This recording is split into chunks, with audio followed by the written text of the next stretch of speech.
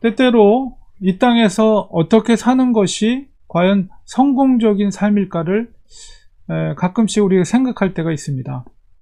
우리가 일반적으로 많은 돈을 벌거나 혹은 그래서 좋은 집을 사고 또 좋은 직장 생활을 하면서 좋은 일자리에서 생활을 하면서 부족함 없이 사는 것. 일반적으로 사람들은 그런 삶을 성공적인 삶이라고 생각합니다. 한국 뉴스나 이렇게 언론상에 보니까 요즘 주식 열풍이 분다고 그래요. 그런데 그 이면을 이렇게 살펴보니까 주로 연령대가 20대에서 30대의 젊은 층의 사람들이 주식에 열광하고 있다고 합니다. 그 이유는 그 직장 생활을 일평생 해도 아파트 한 채 살 수 없는 그런 현실 속에서 정말 도박하는 심정으로 소위 영끌이라고 그러죠. 영끌. 영혼까지 끌어다가 은행에서 대출을 한다는 얘기거든요. 그렇게 대출을 받아서 그 대출한 돈을 주식에 투자를 한다고 그래요. 치솟는 아파트 값, 그리고 상대적인 어떤 박탈감. 그러니까 가난의 대물림, 부자는 더 부자가 되고 가난한 자는 더 힘들고 살기 어려운 현실. 예, 그런 미래에 대한 또한 불안. 그런 것들을 속에서 역전시키기 위해서 할 수 있는, 요즘 뭐 주식이 화랑이라고 하기 때문에 사람들이 다 개미 투자자라고 그러잖아요. 주식을 투자한다고 그래요. 근데 그 젊은이들이 그렇게 하는 것이 결국 건강한 그런 경제 생활이 아닌데도 불구하고 그런 앞서 제가 말씀드린 그 성공적인 삶을 바라보면서 그들이 그런 주식에 열광을 하고 있다고 합니다. 자, 그렇다면 그리스도인들은 어떤 삶을 살아야 될 것인가? 어떤 삶을 추구하며 살아야 될 것인가? 라고 했을 때 성경이 분명하게 우리에게 그리스도인의 삶을 말하고 있습니다. 우리 오늘 그 말씀을 보겠지만 진지하게 성경의 가르침을 묵상해 보면 너무나도 그 말씀은 이 현실 속에서는 너무나도 맞지 않는 충격적인 것이에요. 왜냐하면 세상이 추구하는 삶과는 완전히 다른 삶을 요구하기 때문입니다. 오늘은 이 마가복음을 통해서 정말 주님을 따르는 이 제자들의 삶이 어떤 것인지, 무엇인지를 그런 은혜를 나누는 시간을 가지려고 합니다. 우리 여러분들 그 마가복음의 저자가 당연히 마가죠. 우리 마가를 생각하면 가장 먼저 떠오르는 생각이 무엇입니까?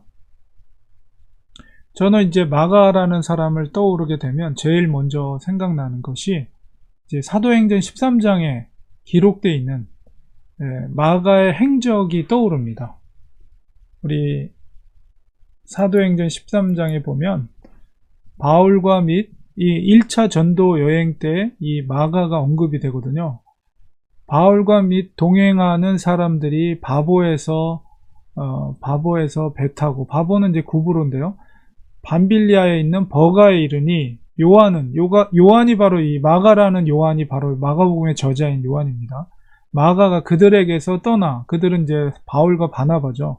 그들에게서 떠나서 예루살렘으로 돌아갔다. 예루살렘에는 자기 어머니의 집이, 자기 고향 집이 이제 예루살렘에 있거든요. 어머니가 굉장히 부유한 삶을 살았기 때문에 자기 어머니 집으로 돌아갑니다. 이 사건이 저는 제일 먼저 떠올라요. 여러분, 그 1차 전도여행 지도를 보면 지금 여기 파란색 옷을 입고 있는 사람이 마가예요. 다시 짐을 지고 예루살렘으로 다시 돌아가는 1차 전도여행의 여정 가운데 사실 이 구브로에서도 그렇고 이 비스디 안디옥, 뭐 이고니오, 루스드라에서도 돌에 맞아 죽는 엄청난 그 고난을 당했죠. 사도 바울과 바나바가. 근데 이 버가에서 배를 타고 구브로에서 바보라는 곳이 구브로에 있는 여기인데 항구에서 배를 타고 이렇게 해서 버가로 갔다가 여기서 이 마가는 다시 예루살렘으로 돌아갑니다. 저 밑으로. 뭐 그 이유에 대해서는 설명되어 있지 않지만은 우리가 짐작할 수 있는 것은 구브로에서도 고생을 많이 했고 이 젊은 청년이에다가 또 부유하게 자란 그런 청년이에요. 그렇기 때문에 고생을 많이 안 했어요. 그러니까 이 선교 여행이 너무 고생스러운 거죠. 그 짐작할 수가 있는 거예요. 너무 힘드니까 더 이상 이 어르신들과 함께 하기가 너무 힘든 거예요. 그러니까는 집도 그립고 어머니도 보고 싶고 정말 편안하게 살았던 그 생활이 그리워서 다시 예루살렘으로 돌아가는 그 장면이 13장 13절에 기록이 되어 있습니다. 그래서 이 사건을 통해서 이 바나바가 삼촌이잖아요. 족하고 마가가. 그것 때문에 2차 전도여행 때 바나바와 바울이 갈라서게 되는 그런 원인을 제공한 사건이 마가가 중간에 여행을 포기하고 집으로 돌아간 사건입니다. 그러니까 이때가 1차 전도여행의 시기가 대략 50년에서 52년경, 주후 50년에서 52년경입니다. 그리고 우리가 읽었던 마가복음이 기록했을 때의 시기가 대략 65년경, 대략 한 15년 이후에 마가가 기록한 복음서죠. 이 열정을 가지고 젊은 열정의 삼촌인 바나바와 또 사도 바울과 함께 동역했지만 그런 정신적인 혹은 영적인 역량의 부족으로 그 선교여행을 실패하고 다시 돌아가게 되는데요. 그 이후에 이 마가가 어떤 변화를 이루게 됐는가 라는 것은 우리 사도 바울의 마지막 서신서인 디모데후서를 통해서 우리가 짐작할 수가 있는데요. 디모데후서 4장 11절에 보면 누가만 나와 함께 있느니라. 사도 바울이 디모데후서가 기록됐을 때가 대략 한 66년경 정도 되거든요.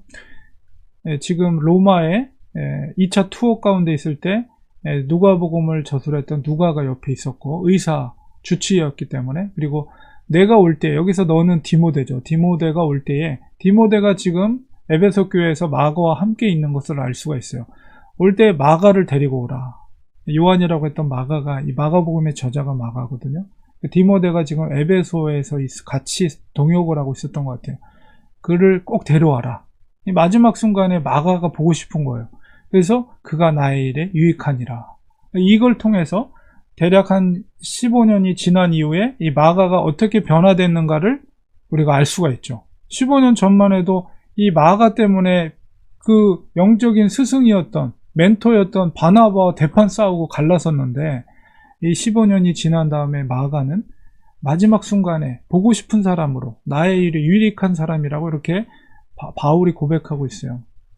그리고 이제 베드로전서 5장 13절에 보면 택하심을 함께 받은 바벨론에 있는 교회, 이 바벨론이라고 표현되어 있는 것은 로마를 이제 바벨론으로 이렇게 표현했거든요. 그러니까 로마에 있는 교회, 너희에게 문안하고 내 아들 마가도 그리하는지라. 그러면서 이 마가가 그 세월 동안에 큰 변화를 받게 됐어요. 복음의 은혜를 받게 되고 사도 바울과의 관계도 회복됐을 뿐만 아니라 나중에는 베드로의 영적인 아들로서 베드로의 수제자가 되었습니다.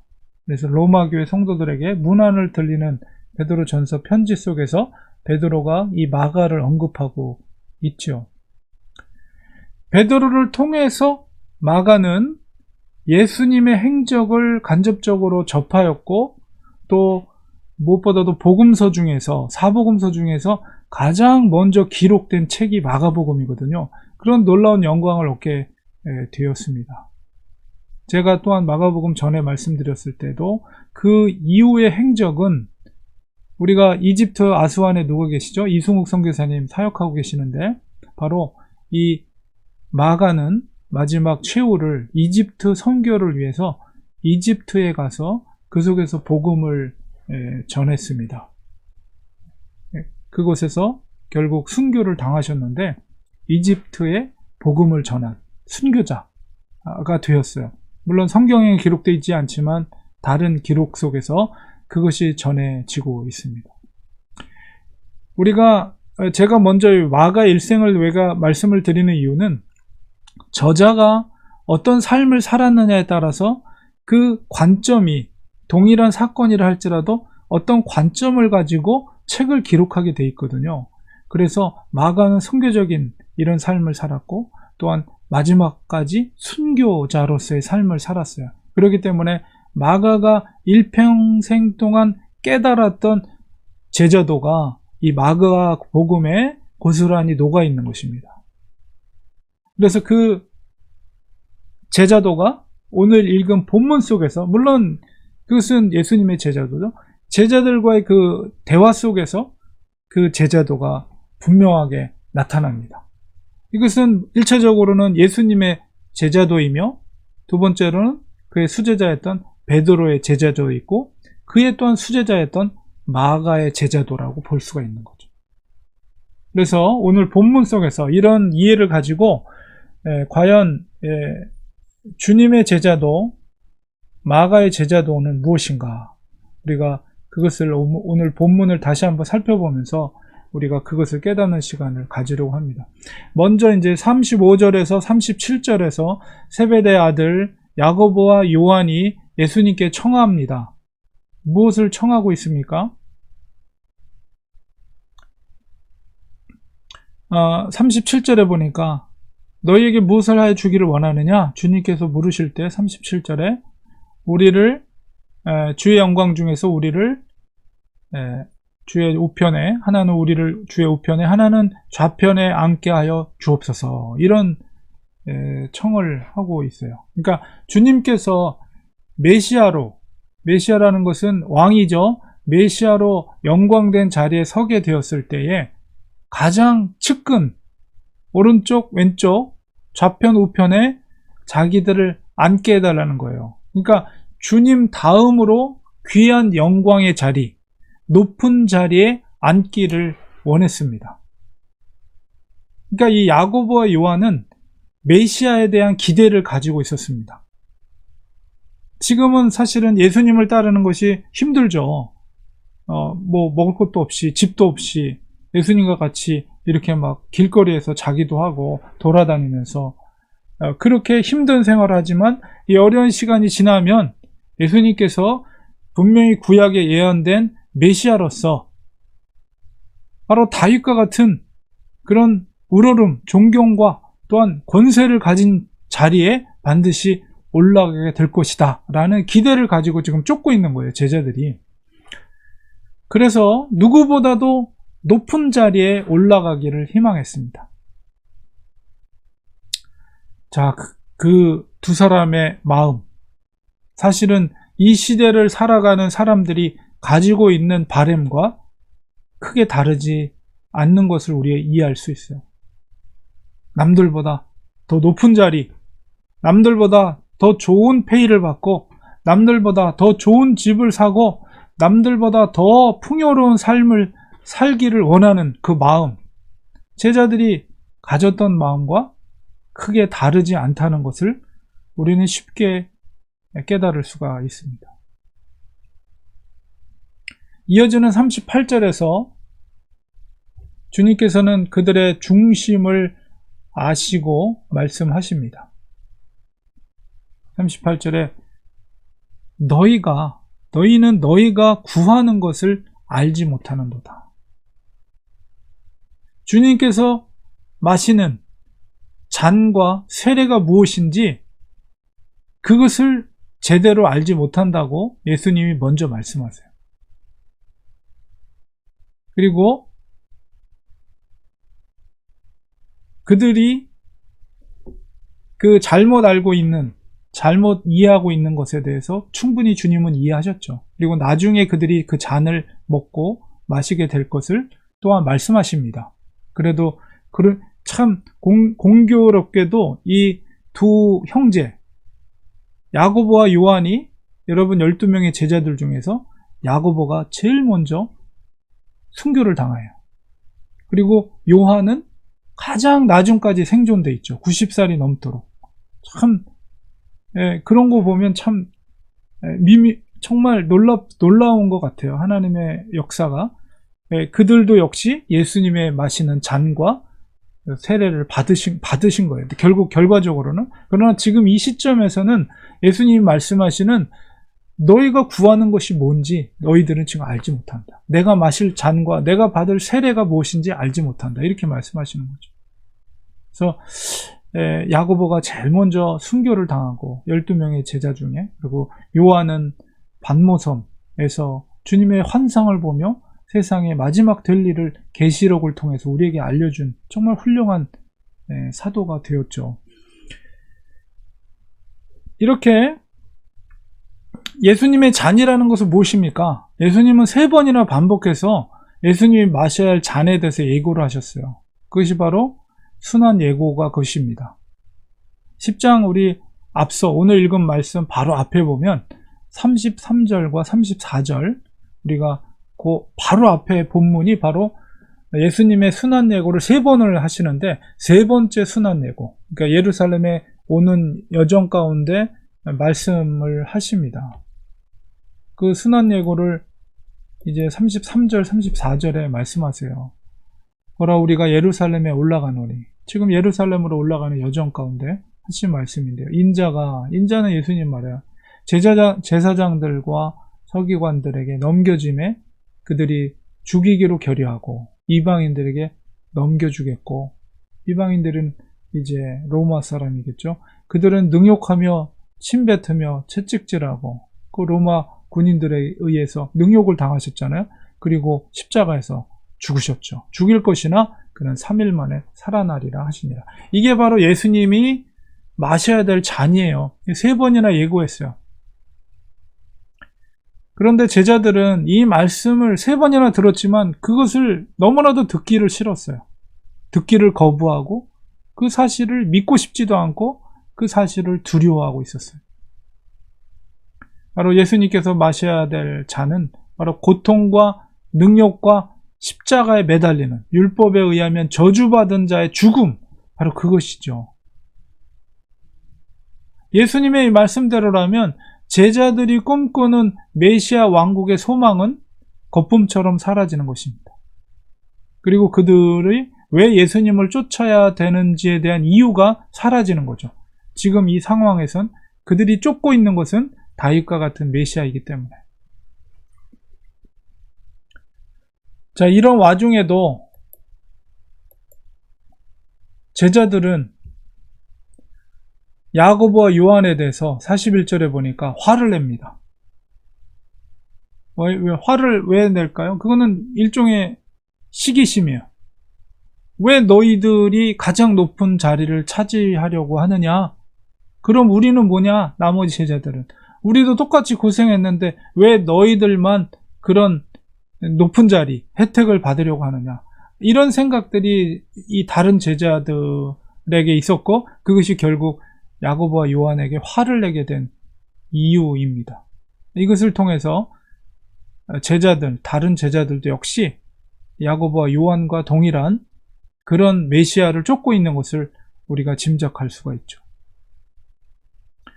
이때 이 상황 속에서 주님께서 드디어 하나님 나라의 중요한 삶의 원리를 말씀하고 계십니다. 우리 42절에 먼저 이제 세상의 원리를 말씀하시죠. 그것은 이제 42절에 이방인의 집권자들, 누구예요? 로마인들이죠. 로마인들이 임의로 그 권력을 가지고 피지배자인 그 유대인들을 주관할 것이다. 주관한다. 이것이 바로 정치적인 권리이고 세상의 삶의 원리인 거죠. 바로 사람이 가진 본성 중에 하나가 바로 이런 자기만이 가진 그 권세로 다른 사람을 다스리려고 하는 욕망, 그런 것이 있는 거예요. 그러니까 이 시대에도 동일해요. 크게 다르지 않습니다. 이 시대는 자본주의 사회죠. 자본주의 사회에서는 말 그대로 돈이 권력을 가져다 줍니다. 혹은 인기가 권력을 가져다 주고, 그런 인기와 권력, 이런 것은 역시 또한 돈과 직결이 돼 있어요. 그게 이제 세상의 원리를 말하는 거예요. 왜 사람들이 유튜브 같은 걸 하면은 좋아요, 알람 설정 왜 부탁을 합니까? 그거 사실은 결국은 인기를 통해서 돈을 벌기 위한 목적이죠. 물론 유익한 콘텐츠를 제공한다고 하지만은 그러나 그걸 업으로 하는 거예요. 돈을 벌기 위해서. 요즘은 이렇게 인기와 권력, 돈 이것이 이렇게 연결이 돼 있어요. 그것을 통해서 추구하는 게 뭐예요? 제가 처음에 말씀드렸던 그들의 성공적인 인생, 남들보다 더 많은 돈을 벌고 더 좋은 생활 환경 속에서 살아가고자 하는 욕망, 이것이 바로 세상의 삶의 원리입니다. 자, 그리고 주님은 이어서 43절, 44절에서 하나님 나라의 삶의 원리를 말씀하고 계십니다. 너희 중에 크고자 하는 자는 너희를 섬기는 자가 되고 으뜸이 되고자 하는 자는 모든 사람의 종이 되어야 한다. 이게 바로 하나님 나라의 원리. 사실 이 말씀을 우리가 깊이 묵상하면 너무나도 놀라운 말씀입니다. 인간의 본성은 높아지려고 하는데 어떻게 그것을 반대로 가장 꼴찌의 자리, 심지어 슬레이브, 종의 자리로 갈 수 있을 것인가? 가야만 하는가? 주님의 이 가르침을 우리가 묵상해 보면 이건 너무나도 놀랍고 인간의 어떤 본성과는 너무나도 역행하는 그런 말씀이라고 생각이 돼요. 일단은 이 말씀을 우리 다시 한번 또 깊이 있게 묵상해 보겠습니다. 자, 이 말씀을 우리가 이해할 때 지금 있는 너희라고 하는 것은 12명의 제자들에게 참된 그리스도인의 제자도가 무엇인가를 주님이 말씀하고 계신 거예요. 제자들은 지금 무엇을 주님께 요구하고 있습니까? 서로 높아지려고 하고 있죠. 서로 높은 자리에 올라가려고 그래요. 그렇기 때문에 여기서 이 주님의 가르침을 이 너희라는 말을 바로 그 대상을 분명히 한정하고 있는데 너희라는 말을 올바로 우리가 적용하기 위해서는 일단 그거를 모든 사람에게 확대 적용을 해서는 안 됩니다. 본문 속에서. 그래서 이 말씀이 세상에서 모든 사람에게 섬기라는 그런 의미가 아니고 1차적으로는 제자들을 향해서 하는 말씀이에요. 그러니까 제자들끼리 지금 높아지려고 하는 자는 섬기는 자가 되라고 말씀하셨고 너희들 중에 12명의 제자들 중에서 으뜸이 1등이 되고자 하는 자는 모든 사람이에요. 여기서 모든 사람은 바로 제자들을 말합니다. 모든 사람 중에 꼴찌가 되라. 종이 되라. 종이라는 것은 뭐예요? 주인을 섬기는 사람이 종이잖아요. 그러니까 섬기라는 거예요. 그러니까 1차적인 것은 믿음의 공동체 안에서 섬김을 주님이 말하는 거예요. 믿음의 공동체는 이 동일한 목적과 또 사명 그리고 제자들을 가지고 사는 사람들입니다. 자, 그렇다면 그것은 바로 예수님이 승천하고의 이 땅에 남은 공동체, 믿음의 공동체는 교회라고 말할 수 있죠. 이것을 통해서 우리가 교회 공동체 특징을 우리가 알 수가 있는 거예요. 그것은 바로 교회는 섬기는 공동체라는 것입니다.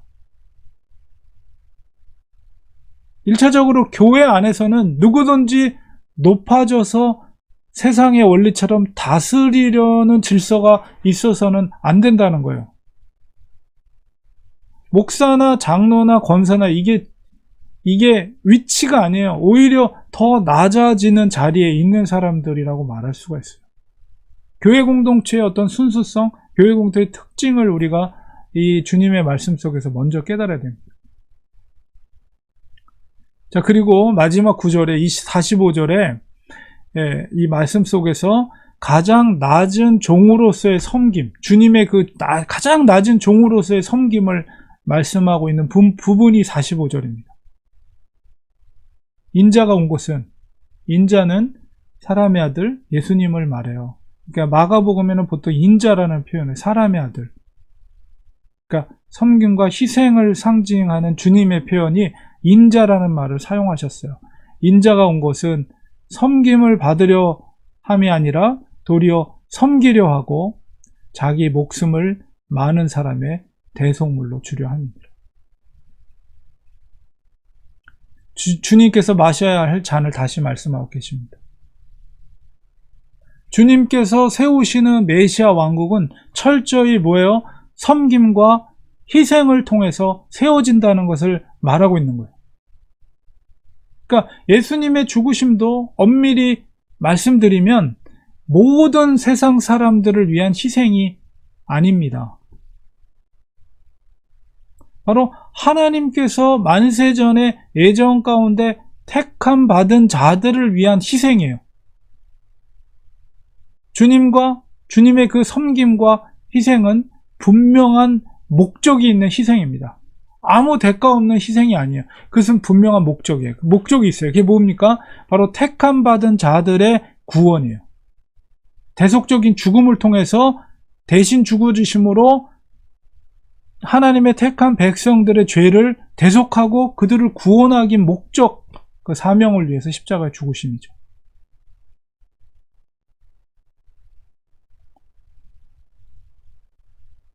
제자들을 향해 섬김을, 그리고 종이 되라고 하는 것은 희생의 삶을 의미합니다. 주님께서 제자들에게 그것을 요구하시는 것은 믿음의 공동체의 구원을 위한 목적을 위한 것입니다. 그만큼 교회 공동체는 세상과는 다른 원리가 작용되는 공동체라는 것을 깨우쳐 주시는 것입니다. 자, 그렇다면 세상 속에서 그리스도인들은 어떻게 살아야 할까요? 무조건적인 섬김과 희생을 하라는 것이 아닙니다. 그리스도인의 사명인 복음 전파와 구원을 위한 분명한 목적이 있는 섬김과 희생이 되어야 하는 것이에요. 복음 전파와 구원을 위해서 우리가 각자가 속한 그 세상 속에서 어떻게 섬기고 과연 희생해야 하는지 우리가 그것을 깊이 묵상하고 생각하고 또한 결단하고 그것을 순종해야 하는 것이에요. 그렇기 때문에 그리스도인들은 세상 사람들과 다를 수밖에 없습니다.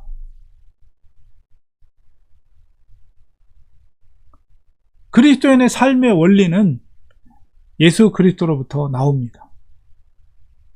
주님의 걸어가신 길을 쫓아가는 제자가 되어야 합니다.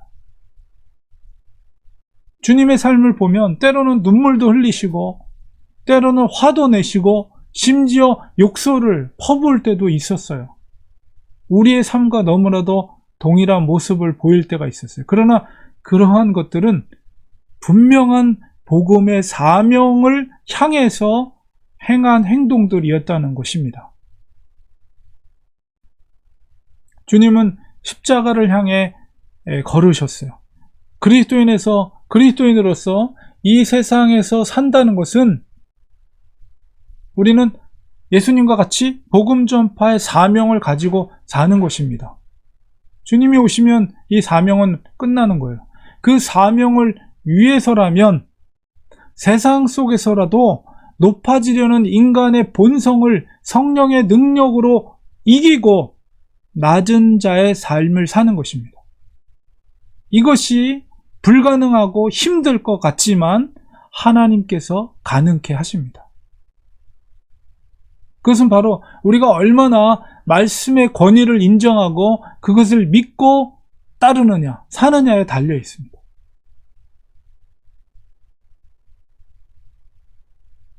교회됨은 바로 이 성도의 섬김과 희생으로 이루어집니다. 주님께 칭찬 듣는 것은 묵묵히 교회 내에서 섬김과 희생을 통해서 이루어지는 것이죠. 그리고 세상 속에서도 복음 전파를 위한 섬김과 희생을 통해서 이루어집니다. 그리스도인의 삶의 목적은 이 제자로서 그 사명을 충성되이 감당하는 것이에요. 세상 사람들과 삶의 목적이 분명히 다릅니다. 그리고 그 나머지 것들, 그 다른 것들은 부차적인 것들이에요. 우리 그리스도인들이 부를 누리고 남들보다 높은 자리에 올라가는 것, 그것은 부차적인 것들이에요. 그것을 추구하지 말라는 게 아니에요. 우리의 그리스도인의 분명한 삶의 우선적인 목적은 바로 제자로서 복음을 전하는, 복음 전파를 위한 것이, 그것을 통한 섬김과 희생을 하는 것이 가장 1차적인 거예요. 그 우선순위를 혼동하는 우를 범해서는 절대 안 됩니다. 이것이 바로 그리스도인의 삶입니다. 결론을 맺겠습니다. 이 마가는 젊은 날의 그 실패의 아픔을 이기고 마지막 제자의 삶을 살았습니다. 그는 좁은 길을 걸었어요. 이집트 선교를 위해서 그의 나머지 생애를 그곳에 바쳤습니다.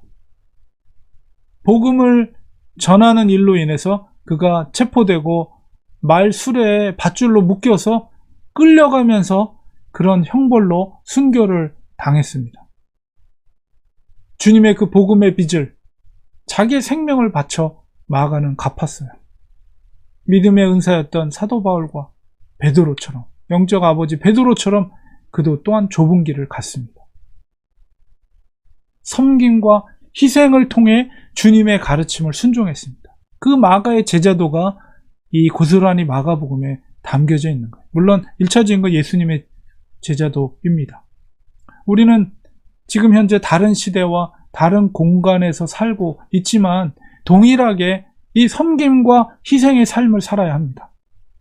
먼저는 교회 공동체를 위해서 섬기시기 바랍니다. 희생되시기 바랍니다.